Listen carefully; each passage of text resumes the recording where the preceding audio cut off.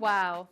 It's hard to believe, but it's the last session of the day. C'est vraiment difficile à croire, mais nous voici à la dernière séance de la journée.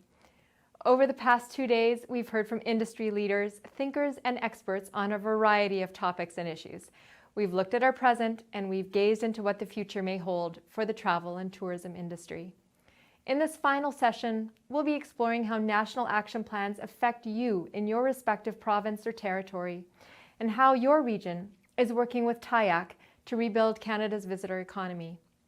Lors de cette dernière séance, nous étudierons comment les plans d'action nationaux vous concernent dans votre province ou territoire respectif et comment votre région collabore avec l'AITC pour rebâtir l'économie touristique et l'industrie du voyage du Canada. We hope you enjoy these regional sessions.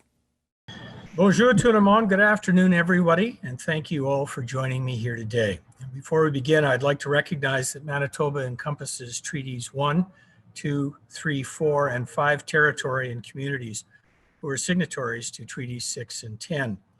It is the original lands of the Anishinaabe, the Anishinaabe, the Dakota, Dene, Innuwak, Nehethawak, and of course the homeland of the Métis Nation. Now, over the next half hour, I will touch on the current state of the tourism industry in Manitoba, along with how we have shifted our marketing to accommodate for the realities of both our visitors and operators. Plus, I'll take you through some of the key priorities we are hoping to advance in order to ensure Manitoba emerges from this crisis as a strong and sustainable tourism destination going forward. Our session today is only 30 minutes. That said, if you have a question, please feel free to reach out to Travel Manitoba directly. Next slide, please, Phil. With last week's announcement that the entire province has moved to red on the province's pandemic response system, Manitoba's tourism and hospitality sectors are once again closing their doors, reducing staff and trying to find ways to, well, stay in business. The Manitoba government announced new supports for affected businesses.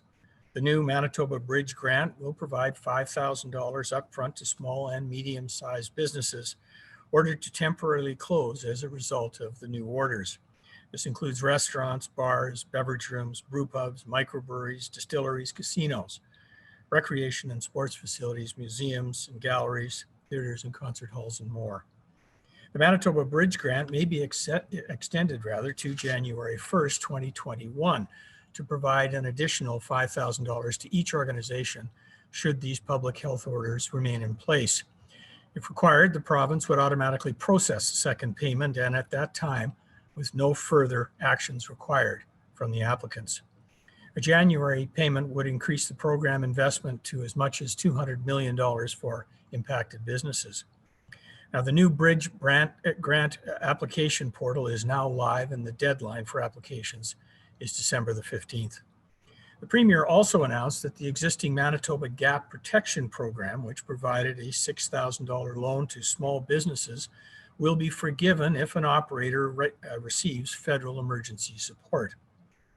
In addition, the Back to Work in Manitoba Wage Subsidy Program has an application deadline of December 1st. The province will now begin providing immediate early cash advances to employers that have applied for the Back to Work in Manitoba program for $1,500 per worker hired. There will be further opportunities for our industry to have input into required support programs, as the province is asking business groups for input on recovery funding to encourage the long-term sustainability and adaptation of Manitoba businesses coming out of COVID-19. The government has invited organizations such as the Manitoba Chambers of Commerce and Economic Development Winnipeg to provide a detailed plan in January and have committed to additional supporting funds of up to $50 million. And we look forward to sharing the details of those plans once they are finalized. Next slide, please. As we told you in September at our AGM, we understood that our initial best case scenario predicted back in April had not played out as originally hoped. Our revised scenario, based on a number of data sources, indicates a 45 to 60% loss in overall visitor spending year over year. This equates to a projected loss of between $800 million and $1 billion in revenues and up to 10,000 jobs lost as compared to that of 2019.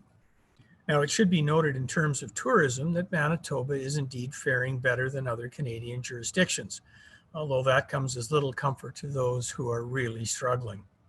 Why? Well, Manitobans rely less on international travel in other parts of Canada, and our enhanced interest in rural destinations this summer has helped mitigate some of the losses.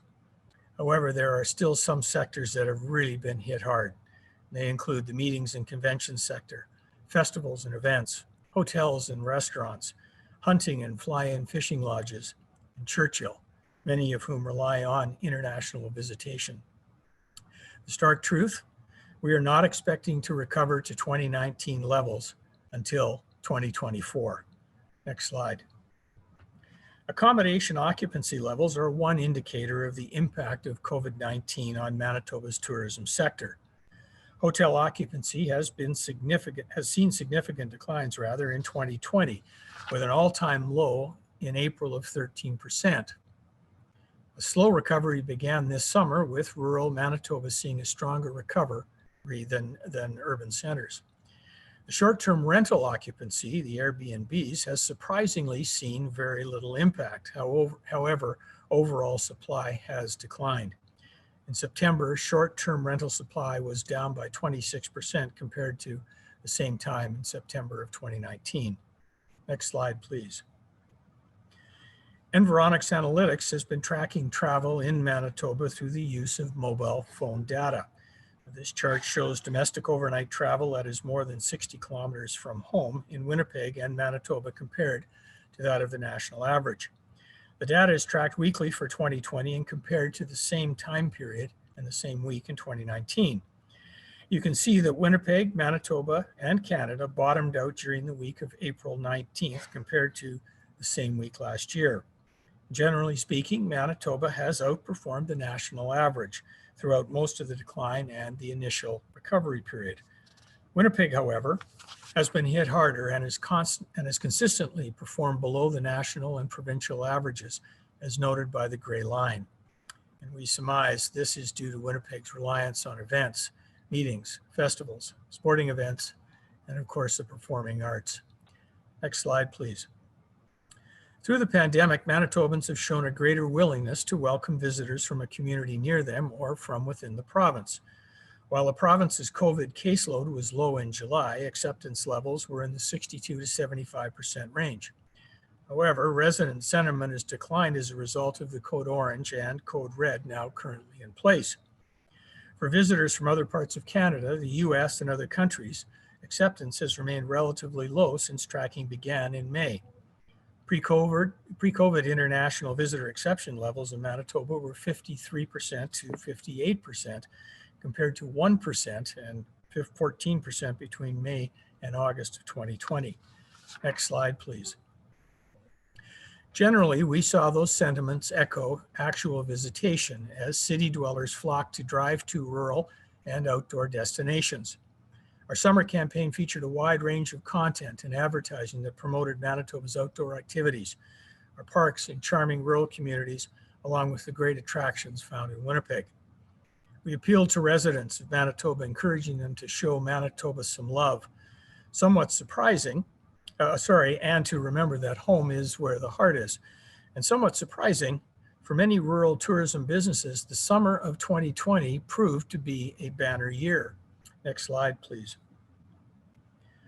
Our fully integrated summer campaign included traditional advertising such as radio, newspaper, and outdoor, as well as targeted digital and content marketing tactics. For the most part, we saw strong increases in visitation and engagement to our online channels over the same period last year. For example, the number of users to our website increased by 79%. Our Explore Home Hub on our website had almost 500,000 page views to 10 different content pages focused on safe and accessible travel to our open tourism partners. And our 12 digital campaigns delivered over 96,000 clicks directly to Travel Manitoba partners. Our page views on our blog increased by 194%, and engagement rates on Facebook and Instagram increased by 33 and 47% respectively. Next slide, please. As our Summer campaign ended in September. We completed a post-campaign survey to provide additional insights on what Manitobans thought about our campaign and of Manitoba as a travel destination in general. 2 in 5 Manitobans took a vacation within the province in the past 6 months, and nearly one half identifying the current pandemic as the reason why they stayed in the province this summer. And not surprising, more people spent time enjoying the outdoors compared to indoor activities over the past little while. For example, there was a net increase in the number of Manitobans who say they hiked and biked and visited parks this summer. Next slide, please. In fact, there are significantly more Manitobans who now say they intend to vacation within their home province next year compared to those who felt they would be vacationing in Manitoba earlier this year. As well, travel outside of Canada and within Canada has seen nearly a complete reversal in intended visitation over the past 6-month period. Next slide, please. More Manitobans view the province as a weekend or day trip option, and 50% of respondents said their perceptions of Manitoba as a travel destination improved as a result of their experiences in Manitoba this past summer. Next slide, please. And while vacationing in Manitoba in the winter is less appealing to Manitobans, 35% compared to 65% for summer vacations, those most likely to agree they will vacation in Manitoba this winter include those with young children and those of higher household incomes. Next slide.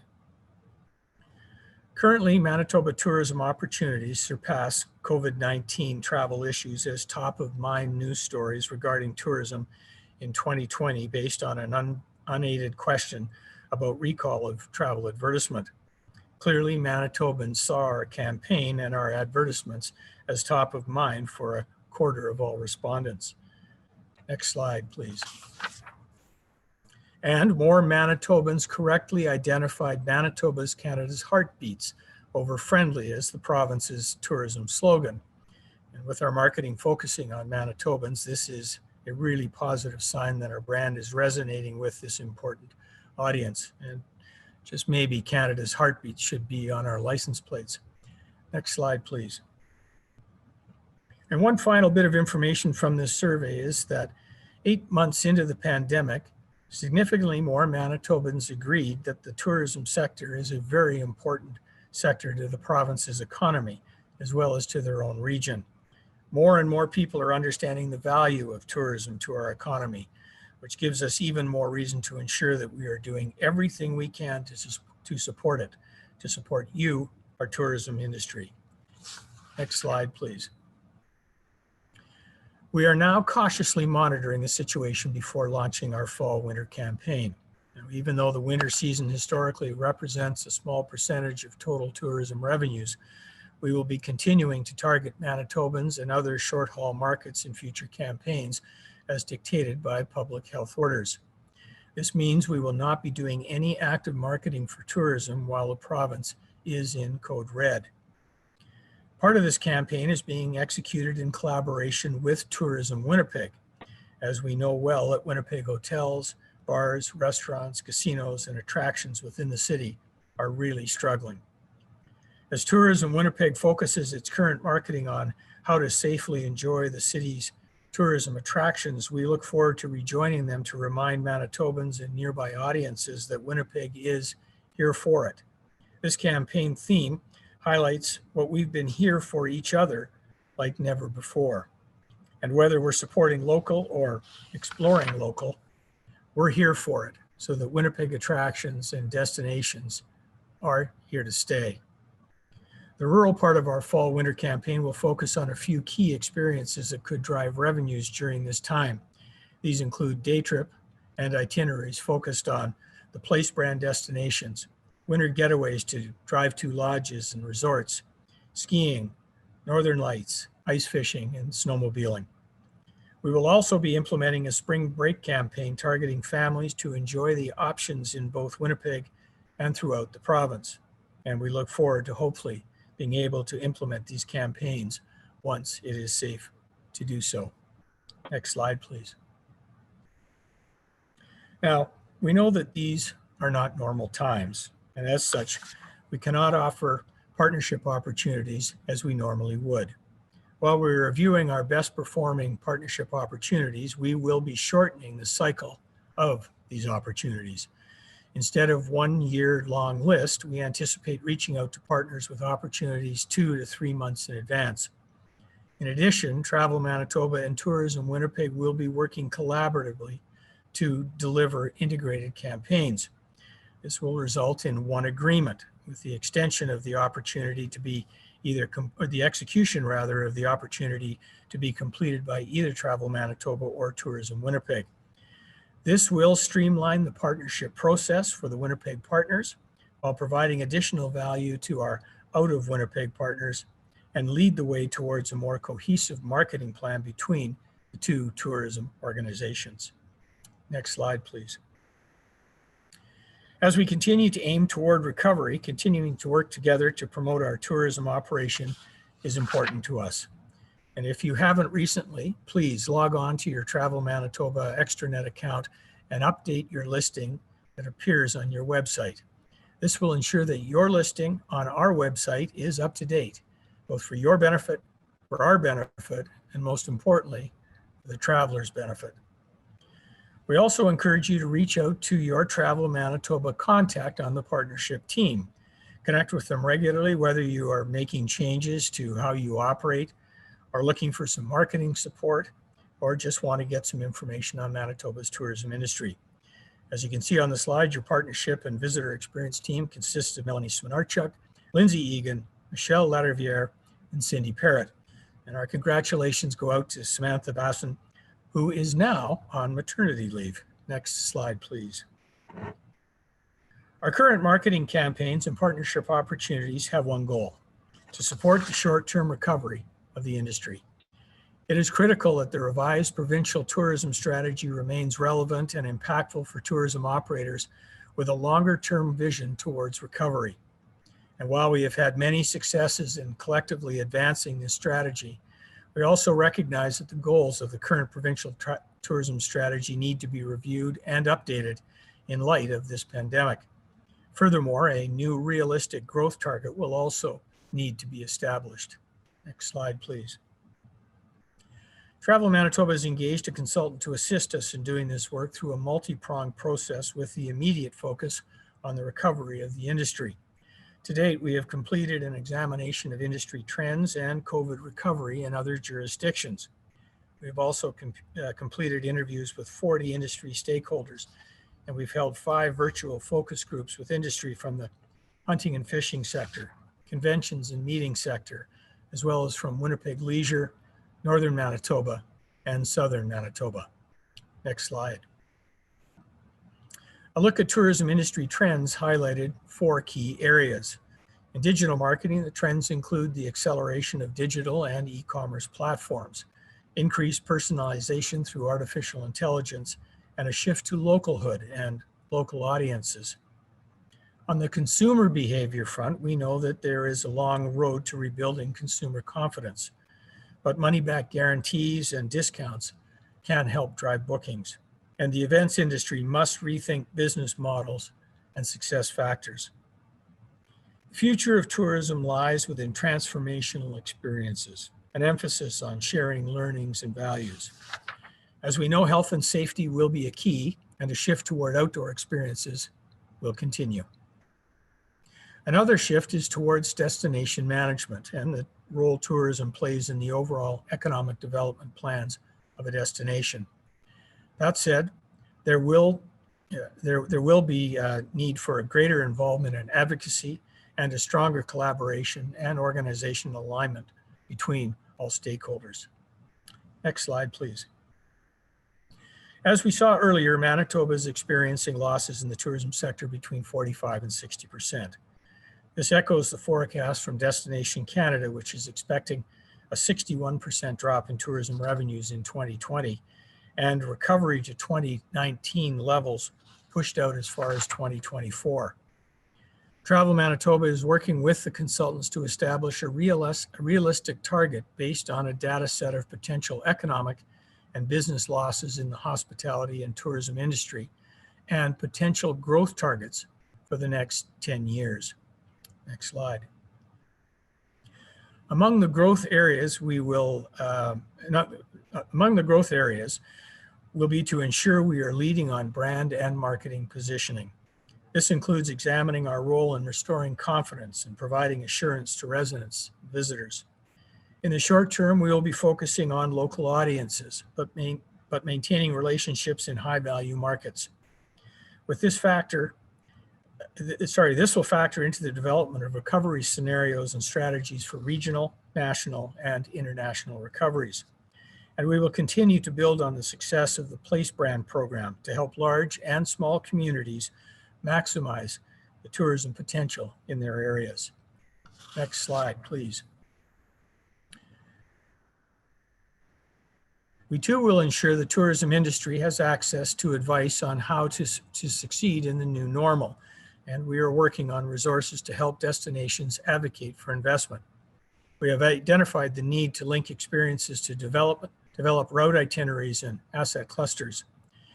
All will be a key factor and a key anchor in our marketing in 2021. And we are working to understand product gaps and opportunities, starting with a large-scale audit, a project that will engage many of the Travel Manitoba team. Next slide, please. Public policy remains a key issue for tourism going forward, and clarity and consistency from government is key to recovery. Manitoba is losing market share to Saskatchewan and Alberta because of looser restrictions. Further evidence of this, the Saskatchewan government recently pledged $35 million in aid directly to the tourism industry. We have heard this loud and clear, and we will continue to deliver the message. Financial relief is needed for those businesses who either cannot survive closure or cannot exist on provincial tourism alone. Next slide, please. As we refocus on rebuilding the industry, now more than ever, we must consider the impact that events have on driving tourism visitation and spending, on stimulating regional economies, and on increasing the profile of a destination through media attention. The competition for event acquisition is fierce, and that competition will only happen going forward. Both Ontario and Saskatchewan have aggressive strategies and funding programs dedicated to increasing tourism spending through events, and we fully recognize that public investment in major event acquisition today requires a solid understanding of the return on investment going forward. Next slide. While the pandemic has paused this sector, Manitoba must be prepared when it rebounds. That said, we are establishing a provincial event strategy, and we have retained a consultant to conduct a competitive analysis for Winnipeg, Brandon, and select rural communities. The consultant will also identify best practices in public and private investment formulas against ROI resulting from event hosting. There is potential for major events to enhance global connections, to create business and trade opportunities, and to give Manitoba a competitive edge in attracting investors and talent. We know that a provincial event strategy has the potential to support economic development opportunities and foster pride in Manitobans while generating more provincial tax revenues, creating more jobs, and reaching a wider range of potential visitors and investors. Next slide. Another hugely important sector of Manitoba's tourism industry is the fishing and hunting sector. Working with Probe Research, we now have a comprehensive snapshot of the industry in 2019, including success areas and barriers to future growth. In total, anglers and hunters spent some $480 million in Manitoba. This includes trip-related spending on fuel, accommodation, and meals, but it excludes capital spending such as vehicles and boats. And when you add in those capital expenses, the total reaches over $1 billion annually. Next slide, please. Now, it has been some 10 years since we last completed a study like this, and over that decade, the industry has increased by 32%. While some of this can be attributed in part to inflation, there was an increase in license holders and an overall increase in trips and spending. While there was a noted decrease in the number of hunting licenses sold, down 26%, due in part to unpopular management considerations, fishing licenses increased by 9%. Some of this increase can be attributed to the growing popularity of ice fishing. Next slide, please. Overall, respondents indicated they are satisfied with their fishing and hunting experiences in Manitoba. However, part of the study looked at the challenges facing this sector. Among them, hunters, anglers, and operators identified wildlife management and sustainability as a key concern. For operators, other challenges include unlicensed accommodation rentals, as well as unlicensed guides and provincial fees and regulations, with almost 90% agreeing these posed a challenge.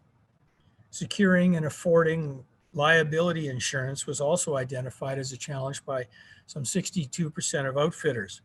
And as such, we are investigating liability insurance best practices and outdoor adventure experiences in other jurisdictions in order to identify potential options to improve access for lodges and outfitters going forward. Next slide, please. Other takeaways include looking at regulatory challenges in the province and comparing Manitoba with other jurisdictions to identify potential areas for improvement, as well as requests for increased funding for wildlife and fisheries resource management and enforcement, and for funding sources to support important small-scale infrastructure projects. Next slide. Advocacy. Sharing these recommendations and results with government and industry is a key part of this process. Advocacy over the last several months has been a top priority for Travel Manitoba, and as a key strategic member of Manitoba's economic growth plan, we have a seat at the table with the provincial government. In addition to working closely with governments, we are also in constant communication with our other chambers of commerce and other industry associations and partners, such as Tourism Winnipeg, the Regional Tourism Associations, Manitoba Tourism Education Council, or MTEC, Manitoba Hotel Association, the Manitoba Restaurant and Food Services Association, and the Manitoba Lodges and Outfitters Association. As they work to support their members, those local businesses who are not only the core of the tourism industry, but the core of our community's economic and social fabric.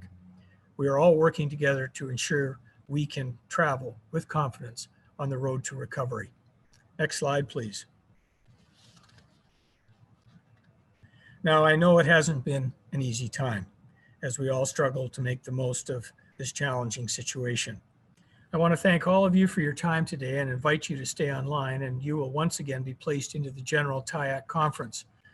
Up next is the Industry Social and Celebration Hall of Fame induction ceremony, Lifetime Achievement Award, and a salute to Canadian tourism. As well, one of our very own is among the honorees being inducted into the Tourism Hall of Fame. So I ask each of you to please stand by for further instructions. Thank you and have a great day. Thank you to all our provincial and territorial partners. Merci à tous nos partenaires provinciaux et territoriaux. Voilà ce qui nous amène à conclure le congrès touristique de l'AITC. It has been a packed 2 days. Don't worry if you've missed any sessions, as recorded sessions will be available to members on the TIAC website. You'll be able to access recorded sessions beginning on November 23rd. Please join us at 2:30 p.m. Eastern for an industry social and celebration with Air Canada, Destination Toronto, and WestJet, as we honor our Hall of Fame inductees, present our Lifetime Achievement Award, and put on a special salute to Canadian tourism. Joignez-vous à nous à 14h30 heure de l'Est pour une activité sociale et une cérémonie organisée par Air Canada, Destination Toronto et WestJet. Nous rendrons hommage aux personnes intronisées au Temple de la Renommée, remettrons notre prix d'excellence pour l'ensemble des réalisations et saluerons tout particulièrement le tourisme canadien.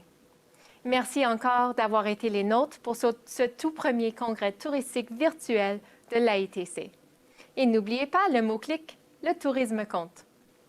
Thank you so much for joining us for this first ever virtual TIAC Tourism Congress.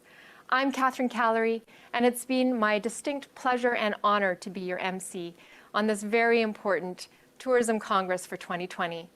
It's been quite a year, but we're going to get through this together as an industry. This is a very resilient industry, and it shows the importance of all of us gathering here today and tuning in. We've had over 3,000 registrants tune in over the last 2 days. It just shows the importance of coming together.